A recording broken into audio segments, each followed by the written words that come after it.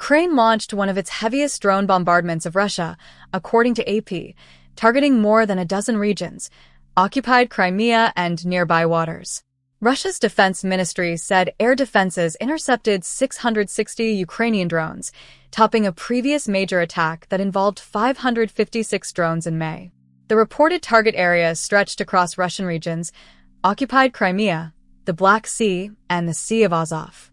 Ukrainian President Volodymyr Zelensky said the pressure is forcing Russia to shift air defenses toward Moscow and other key sites. AP reports Ukraine's growing drone campaign is aimed at disrupting Russian fuel supplies, military logistics, and industrial capacity. Unconfirmed reports mentioned fires around chemical and hydroelectric sites in Novomoskovsk after the barrage. The barrage also brought attention to Crimea's Kerch port, where reports mentioned attacks on Russian naval assets. The offensive followed Zelensky's announcement of a 40-day influence operation meant to pressure Russia into ending the war. AP connected the latest attacks to stalled U.S.-led peace efforts and Ukraine's effort to increase pressure on Moscow. Zelensky cited new foreign aid commitments from the G7 summit, including support from President Trump.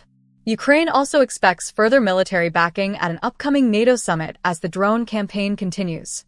AP reports Russian aerial assaults killed 3 civilians and injured 20 across several Ukrainian regions.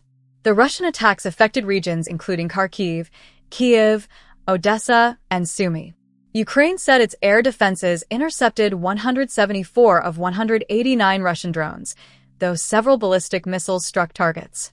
Ukraine said Russia is developing military sites inside Belarus, but saw no immediate troop buildup near the border.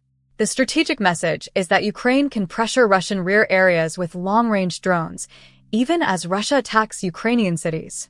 If Russia shifts more systems toward Moscow, other military and energy sites could face more pressure. The strongest visuals are drone routes, Moscow maps, air defense systems, industrial fires, and Zelensky clips. Some reported damage was not independently confirmed by AP, so the story should keep clear attribution to Ukrainian, Russian, and other reports.